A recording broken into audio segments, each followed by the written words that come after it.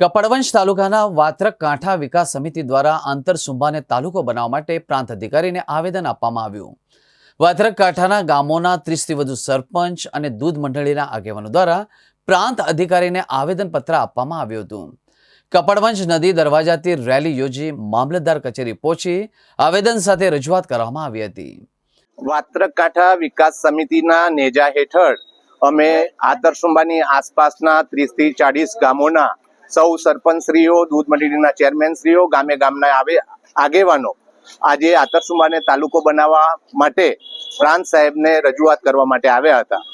અમારો આંતરસુંબા એ ભૂતકાળનો ગાયકવાડ સરકારનો પેટામહાલ એટલે કે તાલુકો હતો। ત્યાર પછી આઝાદી પછી પણ 1965 સુધી મહેસાણા જિલ્લાના કડી પ્રાંતનો આંતરસુંબા તાલુકો હતો। જો આંતરસુંબાને તાલુકાનો દરજ્જો આપવામાં આવે તો અમારા વાત્રક કાંઠાના 40 થી 50 ગામોનો વિકાસ થાય એમ છે અને અમારી આવનાર વાત્રક કાંઠાની જનતાની પેઢીઓનું જીવન સુધરે એવું છે। એ માટે માગણી કરવા માટે આવ્યા હતા। આજે અમારા આંતરસુંબાના આજુબાજુના ગામડાના તમામ આગેવાનો, સરપંચશ્રીઓ, દૂધ મંડળીના ચેરમેન સેક્રેટરીશ્રીઓ આંતરસુંબાને તાલુકો બનાવવા માટે આજુબાજુના તમામ ગામનો વિકાસ થાય, આ છે 40 થી 50 ગામ તો ખૂબ જ વિકાસ થાય।